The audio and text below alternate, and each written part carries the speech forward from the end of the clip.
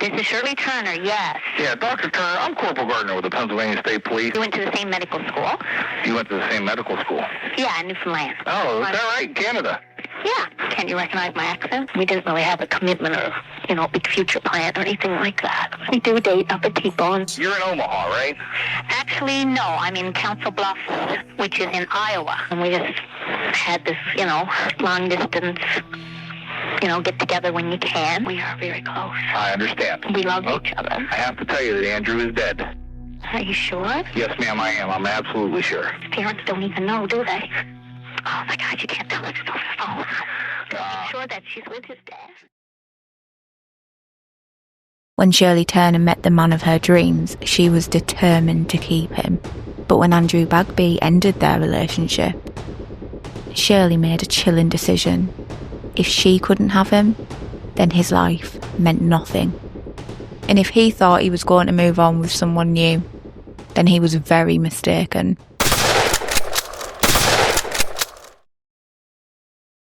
Today's case is definitely one of those cases that'll leave you questioning everything that you think you know about the justice system, or why we even have one, when it so often fails the very people who need it the most. This is the case of Andrew Bagby.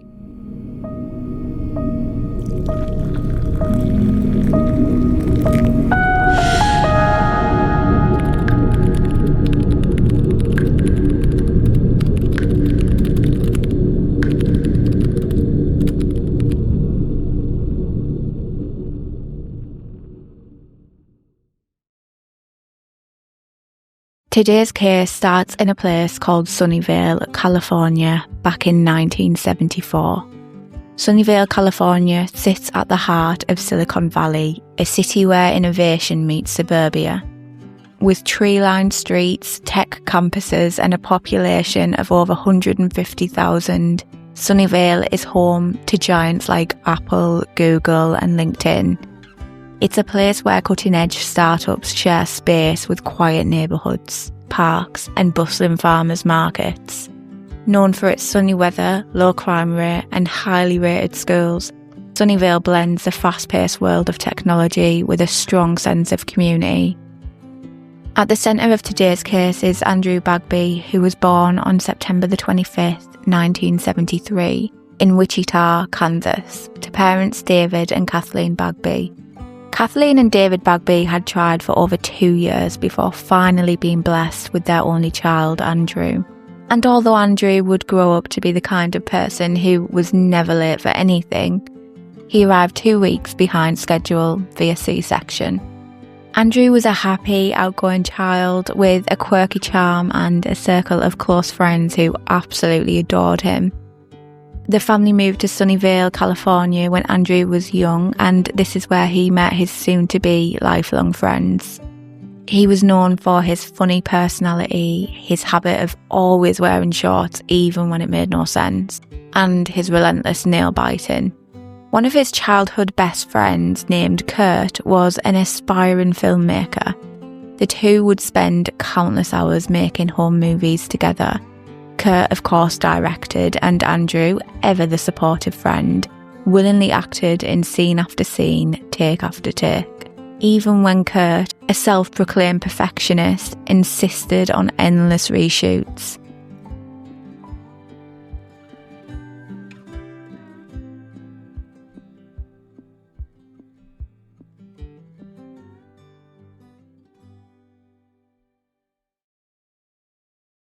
Moving into adulthood, Andrew dreamed of working within the medical field. He wasn't sure of the route that he wanted to take just yet, but he definitely knew that this was his calling. And what he knew the most was that he wanted to help others and make a difference. He was described as one of the most determined people his friends knew. And it wasn't surprising to those that knew him when he got into med school at Memorial University in Newfoundland, Canada, after successfully completing his undergraduate degree. He worked endlessly to be able to raise the funds to attend, and with that being said, in 1999, Andrew made his move to Newfoundland with hopes and aspirations of completing his graduate programme and getting one step closer to becoming a fully trained doctor. Before he made the move, he had recently gotten engaged to his girlfriend, and even though he would be moving to another country, the world truly was at his feet. He had it all. He had the woman, he had the education, he had a great circle of friends around him. And when Andrew did make the move, he made new friends easily. And unsurprisingly, he was very well liked. However, during the time working and studying at Memorial University, unfortunately, he and his fiancée did decide to call time on their relationship. This was due to the distance and finding it hard to make it work. Andrew was absolutely devastated and heartbroken, and although it wasn't entirely his decision to end the relationship, he respected the decision and the two remained friends. This heartbreak, however, did not hold him back in moving forward with his life. He kept moving forward, he studied harder, and continued in his pursuit of accomplishing his lifelong dream. Then, in his third year, Andrew met a fellow colleague. Her name was Shirley Turner.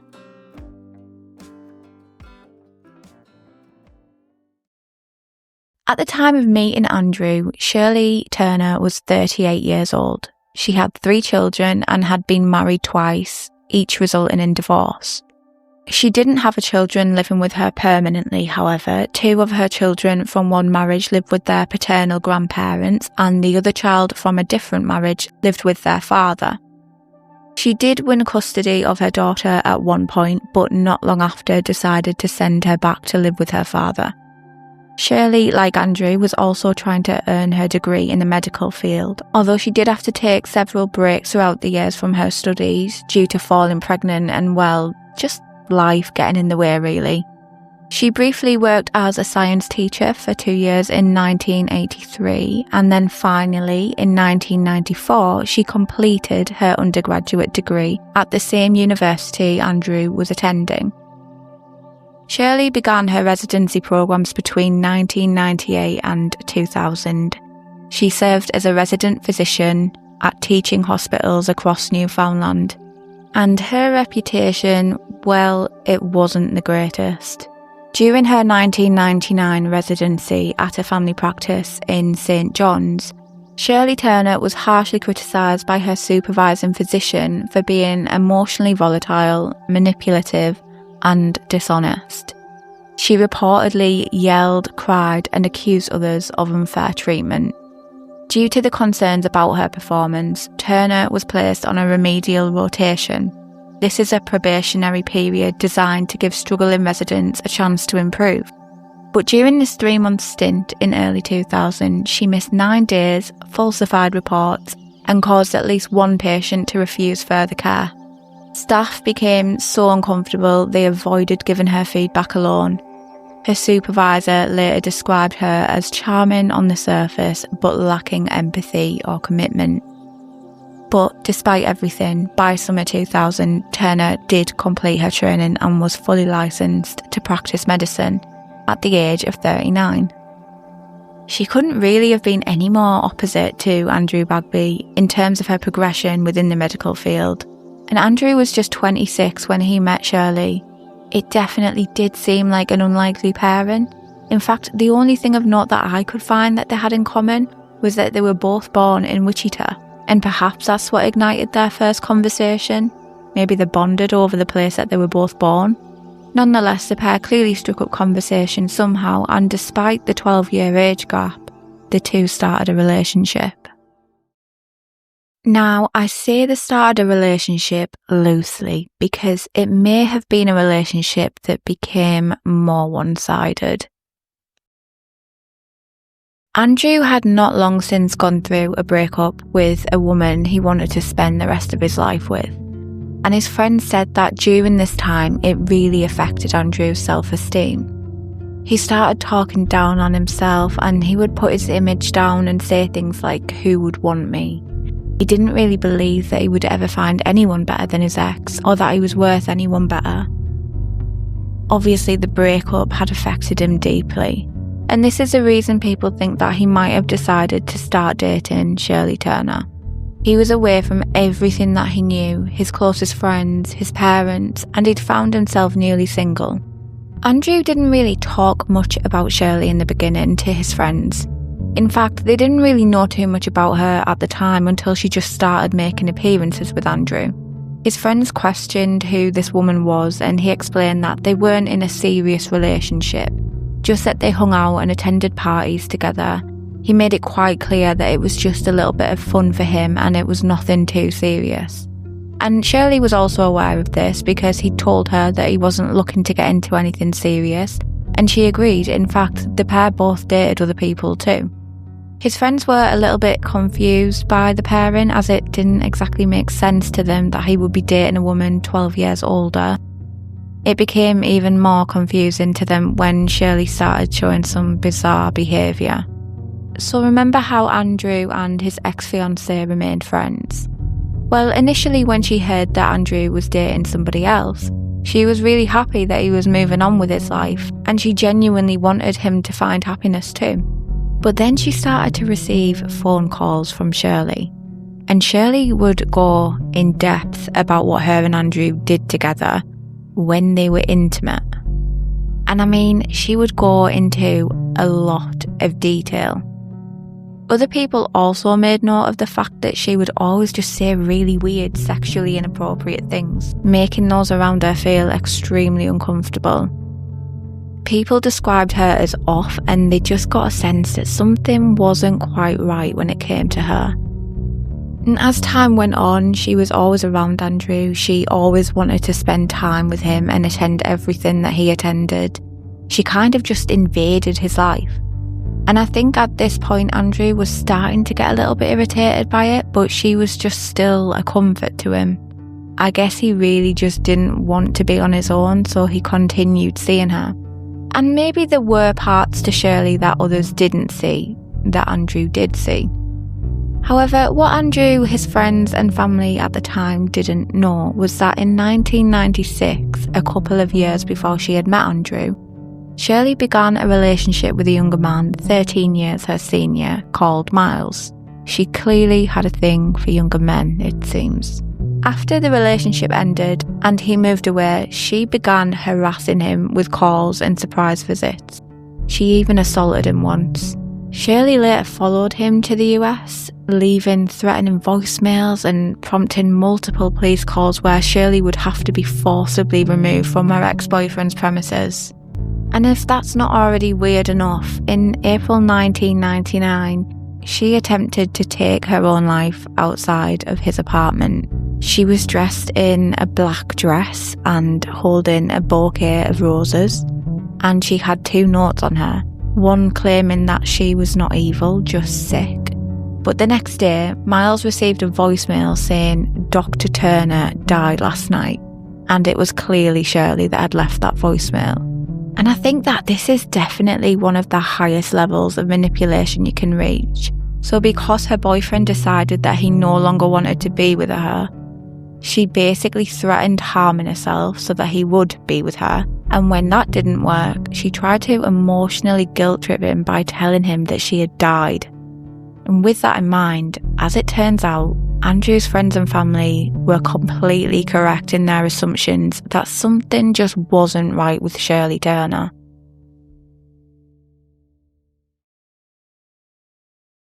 After Andrew graduated from med school, it was time for him to select his residency. He chose surgery as his specialty, and that required him to move to Syracuse in New York. He began studying at the State University of New York Upstate Medical University. He was initially really happy that he would be moving back to the US so it would be closer to his family. And around the same time, in August 2000, Shirley relocated to Sac City in Iowa to begin working at Trimark Physicians Corporation. Despite the distance between them, it was more than 1,000 miles, Shirley was determined to make it work. Andrew did actually agree to make it work, but according to his family and friends, this was when she really started making his life difficult. Andrew was focused on his residency and he barely had time for anything due to his busy schedule, but Shirley would constantly demand his attention and time. Despite the fact that they had both initially agreed to keeping it casual, It was starting to take a turn, and it was becoming clear that she expected a lot more from Andrew than what he was capable of giving. He was trying to create a distance between them, but Shirley was persistent in maintaining contact.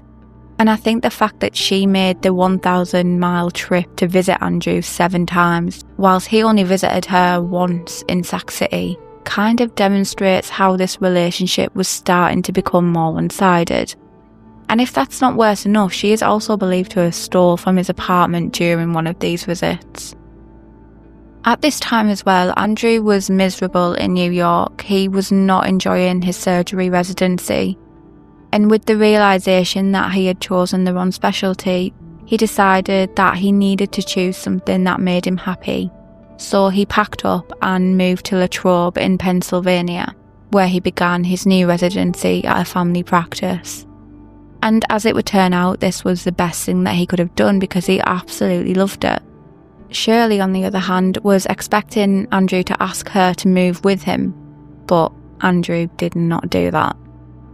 In fact, it was becoming more clear than ever to Andrew that he just did not want to be with Shirley anymore, and so he decided to end their relationship. And of course, Shirley did not take this well. I mean, if we think back to the incident before with her ex-partner, I think you can kind of guess where this is going. So Andrew attended a wedding not long after the breakup, and Shirley had been invited when they were together. Guests remember that day that his phone just kept ringing non-stop.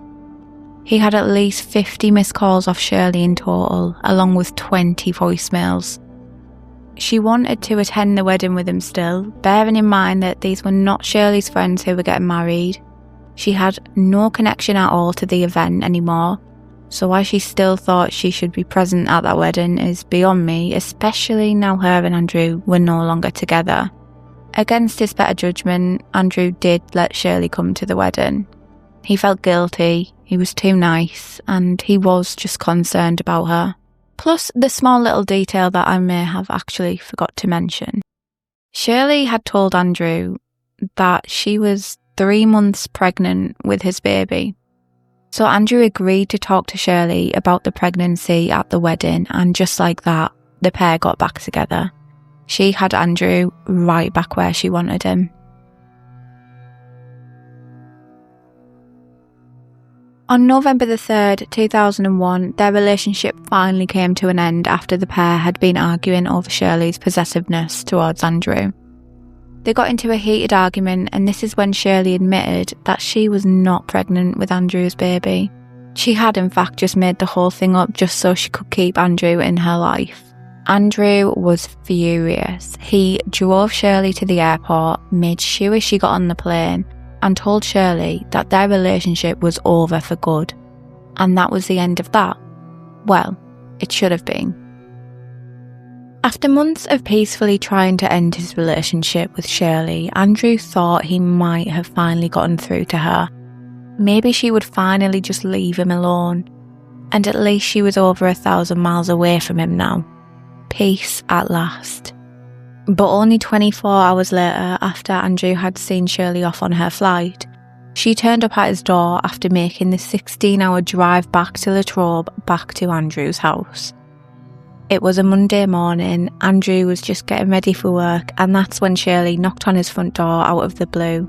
No indication at all that she was coming, just appearing out of nowhere, begging him to talk. Andrew let her in.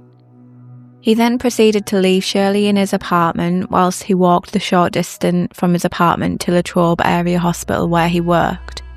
When he arrived at work, he told his colleagues that Shirley had turned up unannounced. His colleagues were alarmed by this, and they told Andrew that this wasn't normal behaviour and it was actually becoming extremely concerning. Andrew reassured his colleagues that everything was fine and not to worry, it's just the way Shirley was. He told his colleagues that he had planned to meet Shirley after work at a bar with full intentions of telling her that she needed to leave him alone and they would not be reconciling this time. His colleagues were so concerned that they offered to go with Andrew to try and keep the conversation calm between him and Shirley. I remember the morning that Shirley showed up. He said, you'll never guess who showed up on my doorstep at 5:30. And I said, who? He said, the psychotic bitch. And I told him, I said, Andrew, when I break up with somebody and put them on a plane and send them 1,300 miles away, I said, they knock on my front door, I'm going out the back door and I'm calling the police. He said, what do you mean? I said, Andrew. I said, be serious. Nobody drives 16 hours after you've just broken up with them. I said, do not meet her in private. He said, what can happen? And he said, I'm going to need to catch up with you and we're going to have to do some serious talking. Well, I said, bring some beer. I only live a block away. I said, when do you think you'll be done? He said, well, it's 4:30 now. Meeting her at 6. 7:30, I'll be at your house. Things people should know about Andrew. He was never late. And you know what? When Andrew didn't show up at 7:30, I knew something was very wrong. And when I went back down at 9 o'clock and didn't see his car there, I knew something was wrong.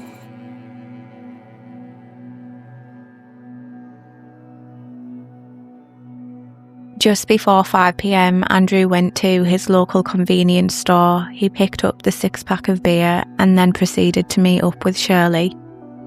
They did not, however, meet up in a bar like Andrew had planned. They met up in an isolated park. That park was Keystone State Park. Around 6 p.m, Shirley made her way to the park and parked up next to Andrew. The pair got out of the car and Andrew was determined that this time he would finally get through to Shirley that their relationship was over. The next day, on November the 6th, 2001, Andrew Bagby failed to turn up for work. As it would turn out, Andrew was not late for work that morning. He wasn't behind schedule or too ill to come into work. Andrew Bagby was laid on the floor behind his car in Keystone Park and had been since the night before when he had met up with Shirley Turner. He'd been shot 5 times. The first 2 bullets had been fired quickly. They entered his left cheek and chest. The 3rd bullet exited behind his ear. Andrew would have then dropped to the floor on impact. He spun halfway around and fell on his face in the gravel, shoulders hunched forward. You would think that would have been enough, but the vicious attack continued. Another 2 bullets were shot into his rectum, and then a single shot fired to the back of his head. An execution shot so close that it singed Andrew's hair.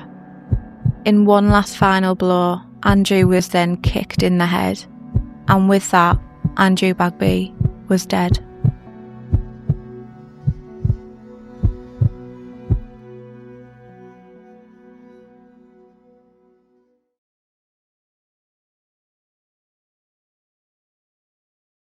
Police immediately suspected Shirley Turner as their culprit.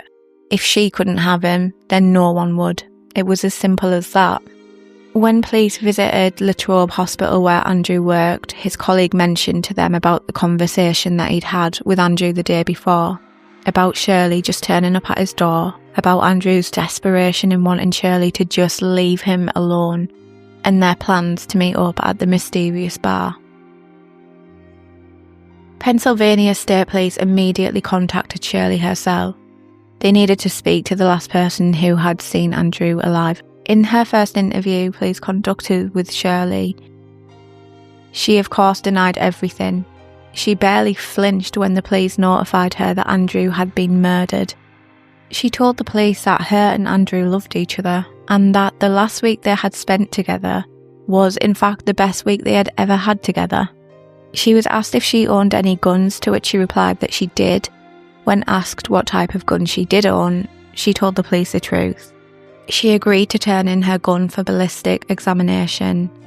5 hours after the first interview, Shirley rang the police to report that her gun was missing. She was pressed during her second interview with police as to where her gun was, but again she said she had no idea. And at this point, they had no real evidence to suggest that Shirley had even been in the area. Yes, they had been told this information, but they had yet to gain any evidence proving that this was definitively the case. On the morning of the discovery of Andrew's body, Shirley had placed several calls to Andrew's mother, Kathleen Bagby. At this point, she had no idea that her son had even been murdered. Kathleen found it odd that Shirley rang her so early in the morning because she knew that Shirley would have known Kathleen was at work.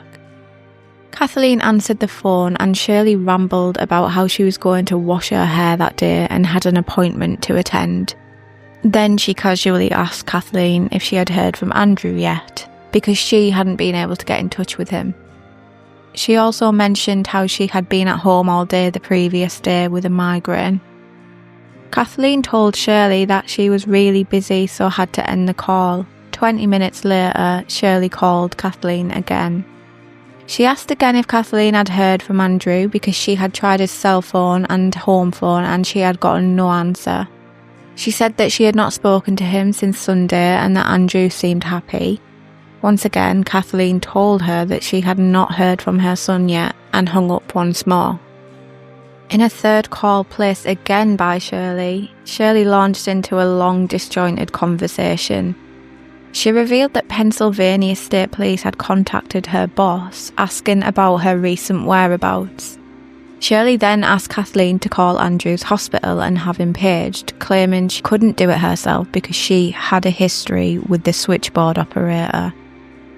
Kathleen found the detail oddly specific but didn't read too much into it at the time. At around 2:30 p.m, Kathleen received a call from a police officer that advised her she needed to contact the coroner's office in Greensburg, Pennsylvania. She placed a call but the office was closed, so after being redirected to the correct phone number, Kathleen learned that her son, Andrew Bagby, was dead. Kathleen and David Bagby made their way to Pennsylvania where they were met by detectives. As if the news that their son had passed away wasn't enough, it got worse because they were informed that their son had actually been murdered and that the prime suspect was someone who they knew pretty well at this point. It was Shirley Turner. Andrew's parents insisted on seeing Andrew, and though police advised strongly against doing so due to the condition that his body was in, they persisted. Andrew's parents came up with a plan to bring Andrew's body back home where he belonged, settle their estate, and then they were going to take their own lives. They saw no point in continuing if their son was no longer alive. But as fate would have it, they did have something very important that they needed to stay alive for. They just didn't know it yet. Meanwhile, police continued investigating Shirley Turner's whereabouts on the day that Andrew Bagby had been murdered. And eventually they were able to obtain Shirley's phone records. Police requested not only the calls that were made on that day, but the location of her phone at the time of each call. On November the 21st, Shirley's cell phone records were delivered to police and they contained no surprises. They showed that she had used her phone 3 times on Sunday evening as she drove towards Latrobe.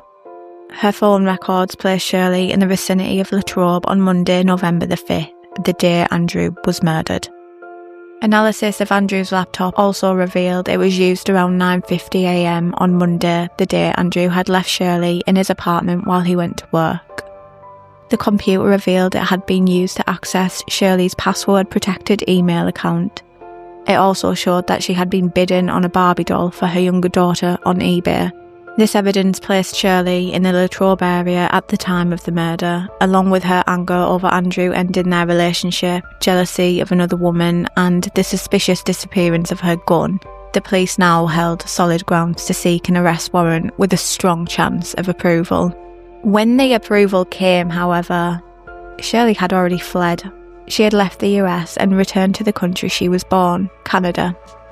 Andrew's parents would shortly find out that not only had Shirley fled the country to avoid arrest over the murder of their son, but she was also hiding another secret.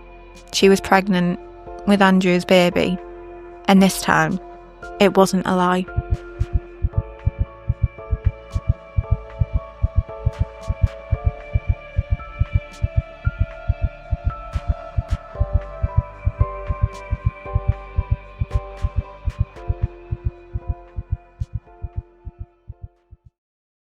Because Shirley had moved back to Canada and the crime had been committed in Pennsylvania in America, it made the whole legal process a lot more complicated. On November the 29th, 2001, Pennsylvania State Police issued an arrest warrant for Shirley. By December the 6th, she had already hired a Canadian lawyer named Randy Piercy, who had a lot of experience handling extradition cases. So when the official request to send her back to the US arrived in Newfoundland, Canada, she was fully prepared. Police in Newfoundland, Canada received the warrant and contacted her lawyer. Shirley turned herself in Canada and appeared in court, where she was released on bail pending a hearing on the request for her extradition. And just like that, the prime suspect in a murder case was released and able to continue living her life for the time being. To make things worse, as Andrew had been living in Canada during med school, a memorial was held there for him.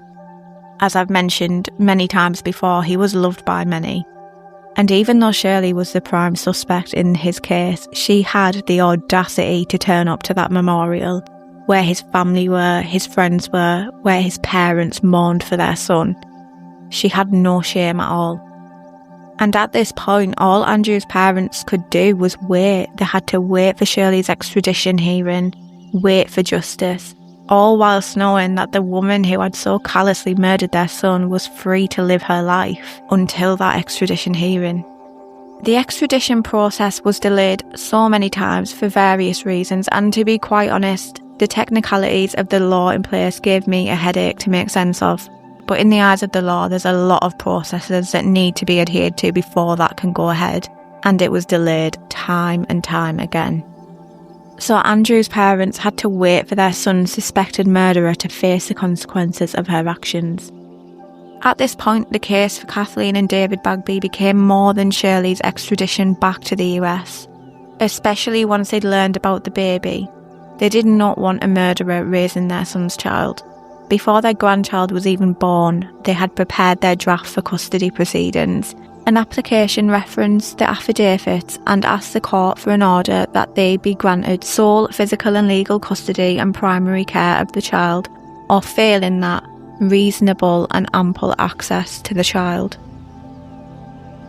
After another extradition hearing that was delayed yet again, it became clear to the Bagbys that Shirley's baby was going to be born in Canada, which meant that they would have to move there themselves in order to fight for custody. And so that's exactly what they did. They quit their jobs, uprooted their whole lives to make sure that they could protect their grandchild from its monster of a mother. Shirley Turner went into labour at 3 a.m. on July the 18th, 2002. And that's when Zachary Andrew Turner entered the world. Kathleen and David rushed to the hospital to see their grandchild, but Shirley refused to let them in. Still, they didn't leave. They stayed there the whole night on the other side of the wall, because to them, Zachary was a gift that their son Andrew had left behind. It was something for them to live for. Late in the afternoon of Zachary's full day of life, Kathleen and David's lawyer, Jackie, had begun the process in fighting for custody of Zachary, meaning that Shirley was legally barred from taking Zachary out of the area. Shirley had been assigned a legal aid lawyer. He was called Mike Newton, and he was to represent her in the custody case. The Bagby's lawyer, Jackie, met with Newton, who said that he had no issue with the Bagby's request for DNA testing to confirm the paternity. Jackie also told Shirley's lawyer that the Bagbys were desperate to see baby Zachary, and Shirley's lawyer said that a visit could likely be arranged. However, just a few days later, things took a turn. Shirley's lawyer called the Bagby's lawyer to say Shirley had changed her stance. Now she refused to allow any unsupervised visits and claimed to fear for the baby's safety. She insisted that if the Bagbys were to see Zachary, they'd need to be searched beforehand and supervised throughout. The Bagby's lawyer simply believed this was just a tactic to provoke the Bagbys. Still, the Bagbys were willing to endure almost anything just to spend some time with their grandson. Shirley just kept making demand after demand, and each time they would meet those demands, she would set the goalpost even further. Her final demand was that the Bagbys withdraw their custody application first, and then they could have regular visits with their grandson. With Shirley setting so many hurdles, Kathleen and David Bagby decided it would be best to have their visits and pause the custody battle for the time being. Plus, with the knowledge that Shirley could be extradited at any time now and face the law for what she had done to Andrew, they decided it would be for the best, as there was no guarantee that they would even win the custody battle at all. And the odds were, if the justice system prevailed, Shirley would be facing a long time in prison anyway, and then they would have higher chances at winning custody of Zachary. They had yet been allowed to see their grandson, and they were just desperate. While ever the custody battle was ongoing, it became clear that Shirley was not going to allow them to have access to their grandson. Once the custody battle had been postponed, they were allowed to see Zachary once per week. Of course, Shirley made sure there were terms and conditions in place to be able to make these visits. David and Kathleen had to be supervised at all times, and they were only allowed 1 hour per visit. They were searched as if they were criminals before they entered the room to where Zachary was. They spent their first hour with Zachary, passed him back and forth for cuddles, chatted with the supervisor, took a lot of pictures, and spoke to Zachary in a mixture of baby babble and real words. He slept through the whole thing, as babies do, and the several times that his eyes flitted open, they were dark blue like Andrew's. Kathleen and David were given some photographs of Zachary from Shirley, and then the deputy knocked on the door. It was time for them to leave. And they were heartbroken every single time they had to leave Zachary. But as time went by, the visits got better and better. Zachary was awake more, waving his arms and legs, smiling and chatting away with his nan and granddad. David and Kathleen dreamed about what he would do in his future. They wondered if he would want to practice medicine like his dad had done. During all of this time, legal proceedings against Shirley were still continuing, and progress was actually finally happening. It became highly likely that on another court date set that Shirley faced a real possibility of finally being held in prison in Canada until her extradition back to the US. Shirley decided to change her mind about the custody of Zachary. If Shirley was to be incarcerated, she told Kathleen and David that they could have Zachary full time, but if she was ever to be released at any point, they had to give him back. On November the 14th, finally some happy news came, and Shirley was detained pending her extradition, and with that, David and Kathleen Bagby had full custody of Zachary.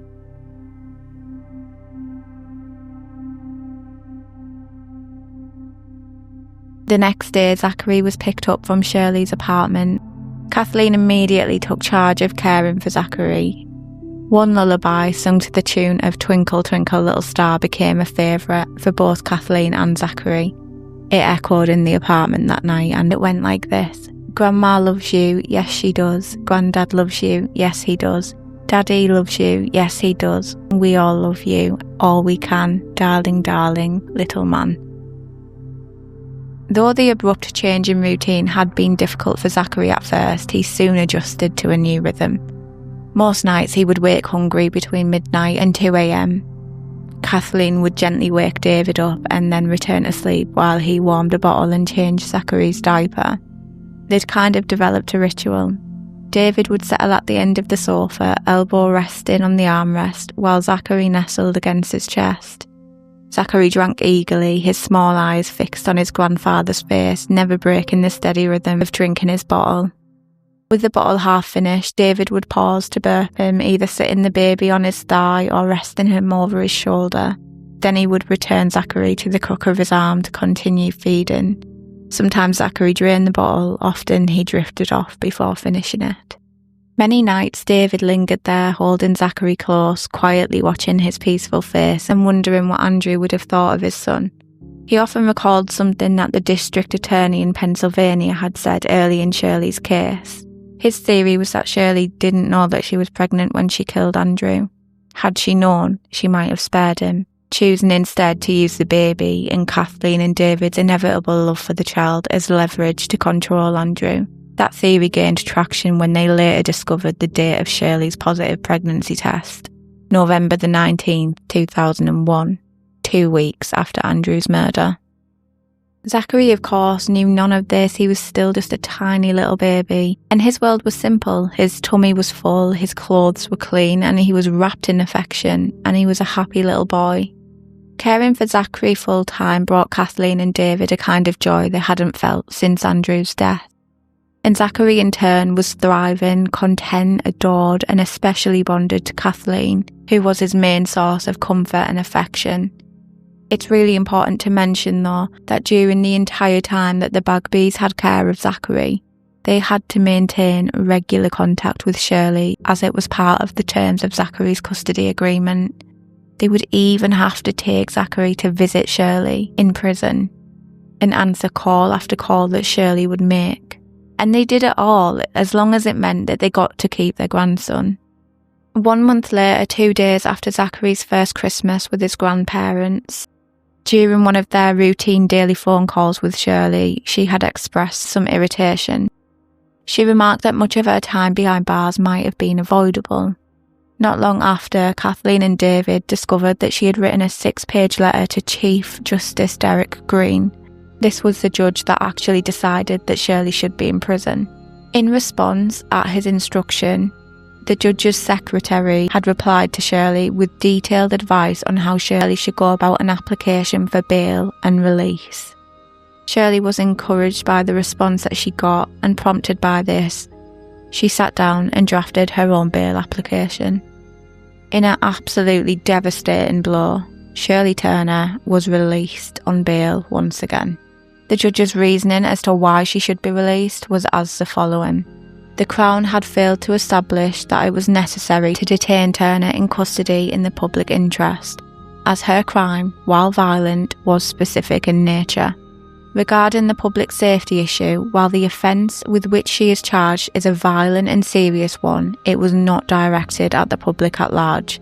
There is no indication of psychological disorder that would give concern about potential harm to the public generally. So basically, because she had only violently murdered Andrew, she was not a threat to the public in general. So if you murder one person, you should be allowed to just walk free. Zachary had to be removed from his loving grandparents and placed back into the care of his emotionally unstable mother, who, let's not forget, was also a murderer. On January the 9th, 2003, Zachary was being collected to return to Shirley. An elegant-looking lady turned up at David and Kathleen's home. The woman waiting in the car remained quiet and patient as the two grandparents stood on the porch, cuddling and kissing the baby one last time. Kathleen clung to Zachary, unable to let go, until David gently and deliberately took Zachary from her arms. He placed Zachary in the car seat, buckled the straps and kissed him again. Kathleen leaned in to kiss him once more, and then David closed the door. David and Kathleen stood there watching as he drove away, then turned and slowly climbed the stairs back to their apartment, back to another long, aching night of despair. Shirley did let Kathleen and David Bagby continue visiting their grandson, but of course Shirley Turner wasn't going to make it easy for Kathleen and David. It always came at a cost. Can you describe what that process was like for you? I know he's there, right? Oh, yeah, he definitely is in the other room. Disgusting. Oh, disgusting. There has been, I guess, a lot of uncomfortable feeling on both our parts. I would really like for you, Kate, to reconsider getting some help with that. But going up to the door, I mean... I was really upset when you took him today because I feel like I did the day you saw him at Unified Family Court. Having to be with her. I don't know if he's okay with you. I know you're not going to hurt him, but I don't know what you're saying to him. It's just... nauseating. Look, we will do what is best for Zachary. We will not hurt Zachary, period. You understand? I know you don't want to, you don't intend to, but if we don't get help, we don't know if we're doing what's best. We religiously did not talk about the case. Now, you don't like this answer, but I'm going to give it to you again. The reason we go through the lawyers is so that we don't have these meltdowns and emotional scenes. Understood?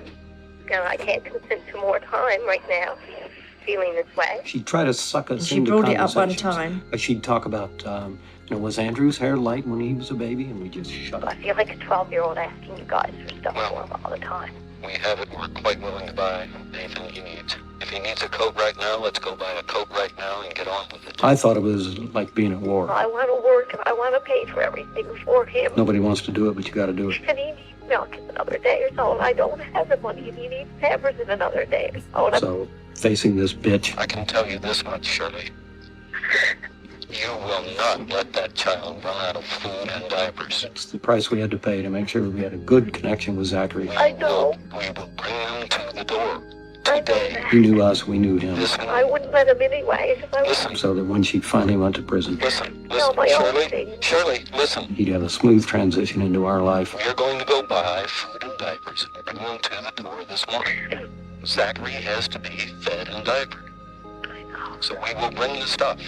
Understood?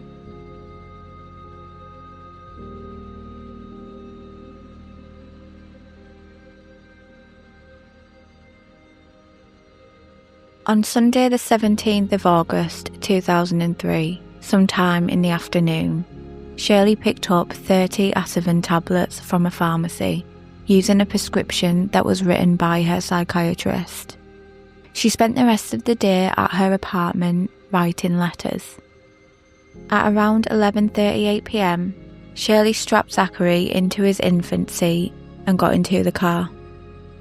Around 12:45 a.m. on Monday, August the 18th, she stopped at a care home for the elderly and asked the home care worker for some directions. The care worker, who was familiar with the area, gave her accurate directions. She also recalled that the woman kept glancing behind her during their conversation. A car seat was visible in the back, but she didn't see anybody else in the vehicle. Shirley then got back into the car and continued driving. At some point, she drove her car into a ditch just down the road, and unable to free it, she just left it there. She then crushed some of the Ativan tablets that she had, likely mixing it into Zachary's baby formula, and then carried him along a footpath to a coastal road which ran beside a rocky beach. She continued walking east toward Foxtrap Marine with Zachary in her arms. At around 2:30 or 3 a.m, a night watchman at the marina thought he heard the sound of a baby crying. He turned his radio down to listen. He then stepped out into heavy rain and darkness, and that's when he saw a lone figure, short, with their back to him. He called out, "Is anybody there?" but got no reply. He couldn't tell if it was a man or a woman. He watched as the person continued walking into the night. No one knows exactly what path Shirley took next. West of the main wharf lies a rocky beach. To the east, boats are lined up along the dock. But this much is most probable.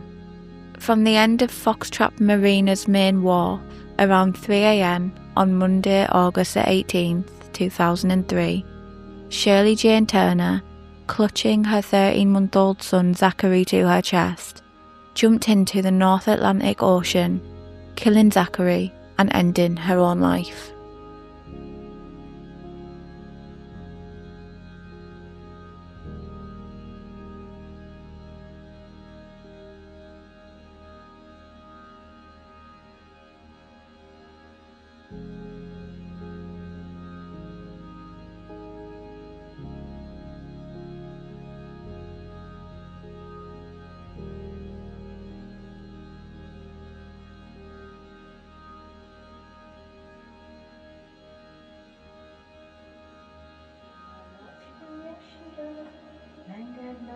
Yes, he does.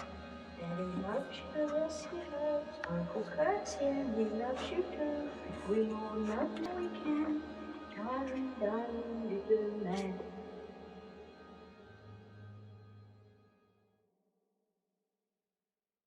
When Kathleen and David Bagby were notified of the news that their grandson had been cruelly taken away from them, they obviously fell apart. It was like reliving the trauma that they had only lived 2 years previously. Kathleen and David had to identify their 13-month-old grandson's body. Officers told them that they weren't allowed to touch Zachary. There was forensics and evidence that needed collecting. Officers opened the door into a small room. A wheeled stretcher stood against the far wall. A tiny body lay on it. surrounded by ruffled white cloth. One step into the room and Zachary's face was clearly visible above the ruffles. Just a second passed, no more, before Kathleen started forward. She was trying to get to her grandson. The police and David, one hand on each arm, turned her away from the door. Kathleen's legs gave out. Police tried to hold her upright, but David told them to let her down and followed her to the floor. She was on her back while David was laid next to her. There was no words, none he could remember, just raw primal despair. The cause of death of both Shirley and Zachary was drowning. If there was any small relief for Kathleen and David, it's that Zachary did not suffer. He would have been peacefully asleep due to the Ativan tablets Shirley had laced his bottle with. He would have had no idea that he was drowning. Kathleen and David Bagby were so angry with the system, as you would be. Initially, David and Kathleen had been determined to understand the outcome of a trial regarding their son Andrew's murder. But Shirley had fled to Canada, and so their focus had to shift to extradition. They were determined to understand its outcome, whilst also paving the way for Zachary's new life. Now with all of those avenues closed, Shirley would not be extradited. She would not face trial for the murder of Andrew Bagby, and Zachary was no longer here. And obviously Kathleen and David felt compelled to thoroughly understand what had gone so wrong. It became incomprehensible to them that many people in positions of power had known Shirley Turner was probably dangerous, and they still set her free. David and Kathleen attended several grief support programs to try and help them deal with both their losses. Kathleen and David learned that grief doesn't depend on how someone died, it only matters that they're gone, and the hole that they left never truly closes. David actually believed that the only sure way to save Zachary would have been to kill Shirley Turner himself. In October 2006, Peter Markstein released the Turner Review and Investigation, concluding that Zachary's death was preventable. He criticised Newfoundland's social services for prioritising Shirley's welfare over Zachary's safety. The report highlighted poor communication, lack of risk assessment, and failure to intervene.